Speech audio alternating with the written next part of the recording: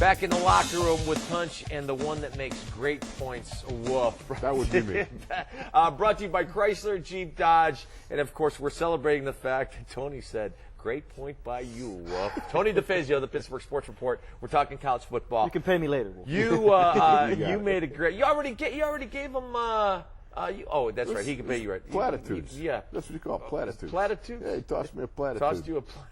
Dude, and you did a great job of catching it. Yeah. Tony, before we went to break, before we get off Pitt, you mentioned the small linebacker. I mean, that's one of the questions.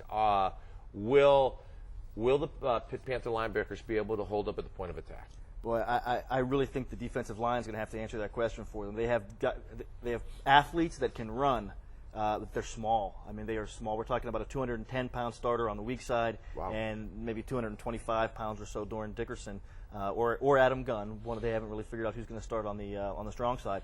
Gunn goes about 220, Dickerson about 225. So they're going to, again, they're athletes that can fly to the football, but they can't get caught up in traffic. And the thing is, Dickerson's a young guy, just brand new to the linebacker position, has a tendency to over pursue a lot, and really is having a tough time in traffic. I mean, he's having a tough time finding the holes, finding the space. Tom Bradley always said, you need to find linebackers who can run to the air, and these guys are very inexperienced, so that's going to be an issue. And again, they're small, so it's a good thing if this defensive line is better, because the defensive lines of the past would not have held up and really would have made the linebackers fight off traffic, and these guys are small. It's a shame. Aren't they feeding these guys up there? I mean, it's always about the food, Wolf. You're telling me 210, 220. Food. Maybe someone should go up and say, hey, this is how you eat. Mass quantity. You know what? Undersized linebackers that understand the game can beat you to the spot. I mean, seriously, what worries me not so much that they're small, but they're small and inexperienced, because if you play downhill and if you beat the offensive lineman to the spot, you can be an undersized guy and still make plays. Speaking of Tom Bradley, let's jump to Penn State football. Let's start with Penn State defensive football. Let's start with their linebackers, because Penn State keeps bringing them in and churning them out.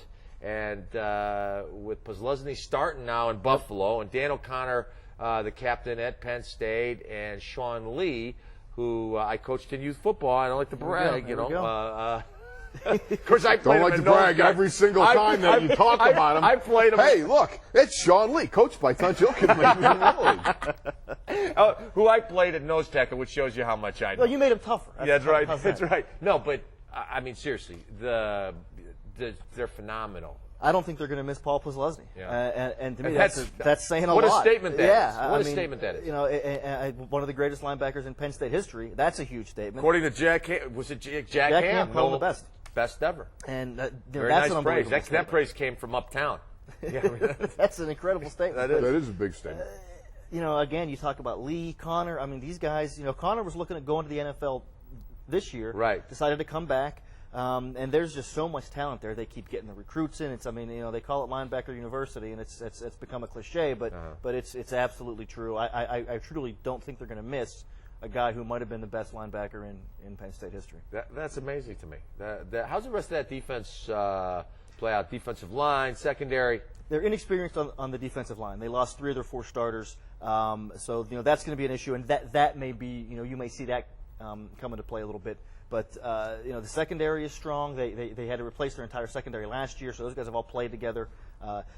Very, very good news for them when their starting safety, Anthony Serrato, who was facing some issues, some legal issues, they dropped the most serious charges. So his playing time is probably not going to be affected. That was good news for them, no question. We had Anthony Morelli named to the Davey O'Brien, and what was the other one? There you go. Yeah, list for the Davey O'Brien National Quarterback Award and the Manning Award. I had to read his notes. I forgot it. A little cheat sheet. That's okay. You need those. I certainly did. Can you name that one? Yeah. Okay. Yeah. Right, okay. Yeah. All right. I got it. You got all 3. All right. All right. What was that award? That award. Yeah. The Davey O'Brien. Good question by you. Another You're good all question. over it, Wolf. That's what I love. Hey, high five, babe. High five. There you go. Hey, you got the spot. Anthony Morelli. Pressure's going to be on him a little bit this year, but He says he's up to it. The coaches are not afraid to put that pressure on him. I think that's a positive thing. I mean, they're coming out and saying he has to deliver. His receivers, I don't think, helped him much last year. They had a lot of drop passes, but they have a lot of talent. So if those guys can step up and help him out, he is attacking this thing, man. He's saying he is ready to go. He's talking about sending Joe Paterno out. Now, who knows when that's going to happen? But he wants to get him that one more national championship. And he's talking openly about it. So, Anthony had a great bowl game last year against Tennessee, just really lit it up, had his best performance of his career, of his short career so far. He has a season under his belt. He's had all the ups and all the downs you can have, all in a short amount of time. That's going to do nothing but help him. Hey, Wolf, ask him this question right Okay. It says, can RB, that's running back Austin Scott be counted on? Yeah. Wolf did the Evelyn Woodhead sped rating. Well, you know what? It's not the best handwriting. It's neat, but still, So can Austin Scott be counted on? Is he the man? He's going to be the man. I don't think there's any question about that. He's going to. They are counting on him. He's been in and out of Joe's doghouse the past 4 years. He had a phenomenal senior year. It was one of the top high school recruits in the country, one of the top running back recruits to come to Penn State in a long, long time. Started out really fast as a freshman, started a bunch of games, averaged 5 yards a carry, and then it's just been all downhill from there for him. He was sent home from the bowl game last year, been in and out of the doghouse, so he lost some weight. There's no questioning his talent, but if his head's on straight, that's going to be the whole thing. And if it is, I really think Penn State can have, like I said before, the best season of all three local teams. Tony, so let's go back to WVU. Why don't you look at your cards? You know what? Because you're too busy looking at them. You can spell it. Can you spell it? Yeah. Anyways, getting back to them. We were talking about don't forget rank English number is 3 the second AP. language. I come to this country with nothing, and don't you forget it. I come here to play American football. I kick touchdowns. Anyways, you think it's more hype than? Let's face it.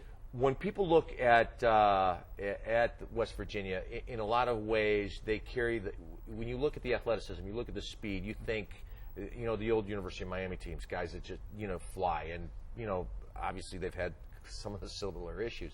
But do you look at it as hype, or do you think that these guys have a legitimate shot? They could be no better than third in the Big East. Yeah, that's a good point. They could be no better than third in the Big East. I don't think it's hype because that offense it's a machine. Just we talked about those Miami offenses. I think that's a great comparison. I mean, they have two legitimate Heisman Trophy candidates in the backfield, in quarterback Pat White and running back Steve Slayton. They have an electric receiver in Darius Renault, and they have an offensive line that's not going to win any look contest. They don't necessarily look like the best line out there. Some of them are undersized, scraggly type kids. But they scraggly. Scraggly. You like that one? Well, I've never heard of offensive linemen. I've heard of shaggies, but not scragglies. That's a little combination of words there, maybe. But they get it done. They You've been hanging around Wolf too much. That's not good. I've dumbed down many an audience. No problem. I don't think it's hype. Let's put it that way. I think the defense has a long way to go, and they're going to need to stop the pass, and that's going to be a problem because they have a guy by the name of Brian Brom, the quarterback of Louisville, who they're going to play this year, obviously, and it's a Big East team, and so they are going to have to shore up that pass defense, and they lost one of their starting defensive backs due to some off-field issues. He's suspended indefinitely.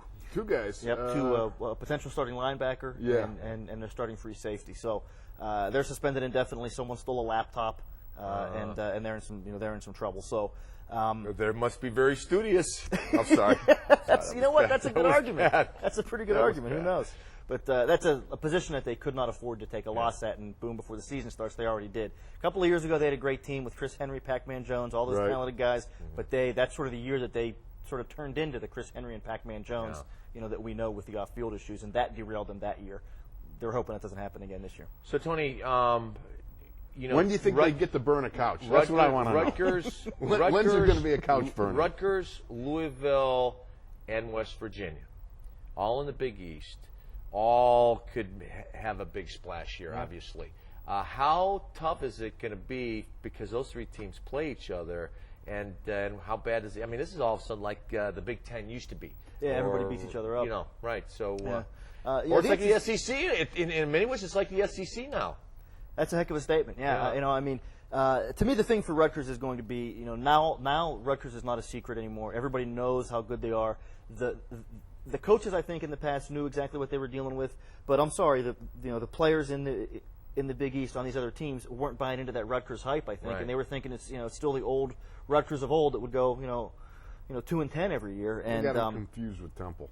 Yeah, right. Well, that was the old story, right? Rutgers and Temple were the bottom of the Big East, so they're not going to sneak up on anybody anymore. They're going to have, everyone's going to be ready to play them week in, week out now. So that's going to be interesting to see if they can avoid sort of I don't really call it a sophomore slump. They're one of the oldest universities in the country, but as far as being a good football team, this would sort of be their sophomore As Wolf year. would say, they just got good. They just got good. Tony, thanks for joining us. Tony DeFazio of the Pittsburgh Sports Report. You can read him, and his stuff is great, and we appreciate you always coming on with us when we ask. We're going to take a break. When we come back, we're going to clean up the mess we made here, and we're going to close out the locker room Mess. right We don't have here nothing on with the Dutcher table. Wolf.